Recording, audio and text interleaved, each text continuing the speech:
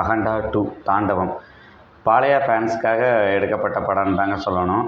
இந்த படத்தில் பாலையாவோட ஃபன்னி ஃபைட்ஸாக இருக்கட்டும், ஃபன்னி டான்ஸு, அவரோட இங்கிலீஷில் டைலாக் டெலிவரி, இந்த மாதிரி எல்லா விஷயங்களுமே மிஸ் பண்ணாமல் படத்தில் எல்லாமே இருக்குது. வடிவேல் சொன்ன மாதிரி திடீர்னு உடையுதான் சாயுதான் அப்படிங்கிறதான் ஞாபகத்துக்கு வருது. அதே மாதிரி இருக்கிற எல்லா வில்லன்ஸையும் ஒரு டிப்போ லாரியில் அள்ளிட்டு போய் படத்தில் கொண்டு வந்து போட்டிருக்காங்க. படத்தோட ஸ்டோரி என்னன்னு பார்த்துக்கிட்டோம்னா, அகண்டாவில் கிளைமேக்ஸில் வந்து அந்த பொண்ணை காப்பாற்றிட்டு உனக்கு ஒரு பிரச்சனைன்னு வரும்போது நான் கண்டிப்பாக வருவேன் அப்படின்னு சொல்லிடுறாரு. ஸோ அதே மாதிரி இந்த படத்துலேயும் அந்த பொண்ணுக்கு பிரச்சனை வருது. ஸோ இவர் வர்றாரு. இந்த படத்தில் அந்த பொண்ணுக்கு மட்டும் பிரச்சனை வரல, நம்ம தேசத்துக்கே பிரச்சனை வர்றதா சொல்லி கொண்டு வந்திருப்பாங்க. நம்மளோட எதிரி நாடுகள் வந்து இந்தியாவை அழிக்கணும் அப்படிங்கிறதுக்காக ஒரு பயோவார் உருவாக்கணும் அப்படிங்கிற மாதிரி ஒரு கண்ணுக்கு தெரியாத ஒரு வைரஸை பரப்பிடுறாங்க.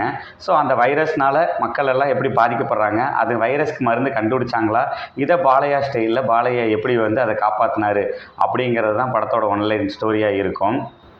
படத்தில் சனாதானம் அப்படிங்கிற விஷயங்களையும் அந்த கடவுள் நம்பிக்கை இருக்கிற விஷயங்களையும் பற்றி சொல்லியிருக்காங்க. அதெல்லாம் கொஞ்சம் பார்க்கவே நல்லாவே இருந்துச்சு. ஃபஸ்ட் ஹாஃப் கொஞ்சம் ஸ்லோவாக போகிற மாதிரி இருந்துச்சு. செகண்ட் ஹாஃப் இன்னும் கொஞ்சம் ஸ்பீடாகவே நல்லா இன்ட்ரெஸ்டிங்காக போகுது. இதில் ஆதியும் இருக்கார். ஆதி வந்ததுக்கப்புறம் கொஞ்சம் படம் வந்து ஒரு மாதிரி அது ஒரு என்கேஜிங்காக போயிட்டு தான் இருக்குது.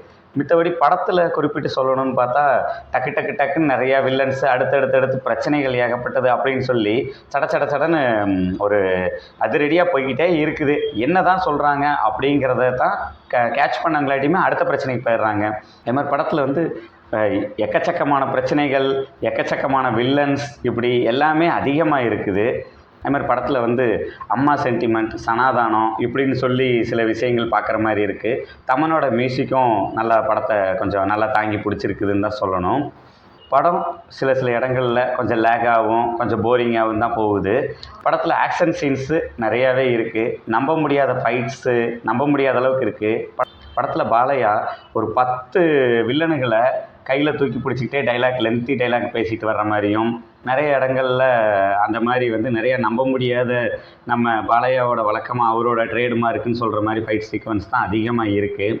சில இடங்கள்லாம் என்னையா பண்ணி வச்சுருக்கீங்க அப்படிங்கிற மாதிரி கொஞ்சம் நம்மளுக்கே கொஞ்சம் ஒரு மாதிரி போரிங்காக தான் இருந்தது.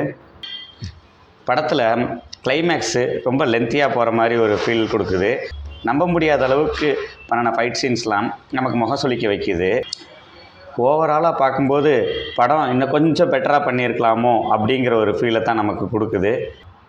பாலையா ஃபேன்ஸ்க்கு இந்த படம் கண்டிப்பாக பிடிக்கும். பாலையா படம்னா இப்படி தான் இருக்கும் அப்படின்னு சொல்லி நம்ம பார்க்கணுன்னா இந்த படத்தை போய் பார்க்கலாம்.